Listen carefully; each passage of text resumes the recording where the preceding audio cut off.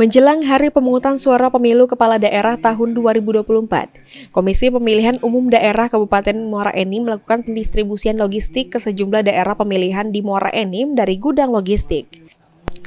PJ Bupati Muara Enim Hengki Putrawan yang melepas langsung logistik pilkada berharap semua logistik yang dikirim berjalan aman tanpa kendala agar tidak mengganggu jalannya hari pemungutan suara pada 27 November. Dalam pelepasan logistik pilkada menggunakan 12 kendaraan jenis truk yang digunakan untuk pendistribusian logistik dengan dikawal dari pihak kepolisian dari Satlantas Polres Muara Enim dan Satsabraha Polres Muara Enim.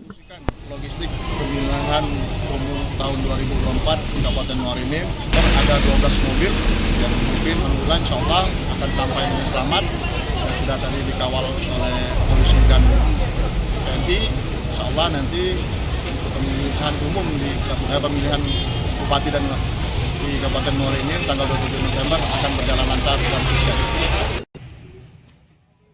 Sementara itu, Ketua KPU Muara Enim menjelaskan, logistik yang didistribusikan untuk Dapil 2, Dapil 3, dan 4, karena daerah tersebut berada di kawasan Ilir Kabupaten Muara Enim, dan setelah itu dilanjutkan dengan pengiriman ke lokasi Dapil yang berada di kawasan Ulu Kabupaten Muara Enim. Pendistribusian pertama yaitu logistik yang mana pada hari ini dapil 2, dapil 3, dapil 4 yang kita laksanakan. Itu dari hilir dulu. Nanti baru ke hulunya ke Semendo ke dapil 5.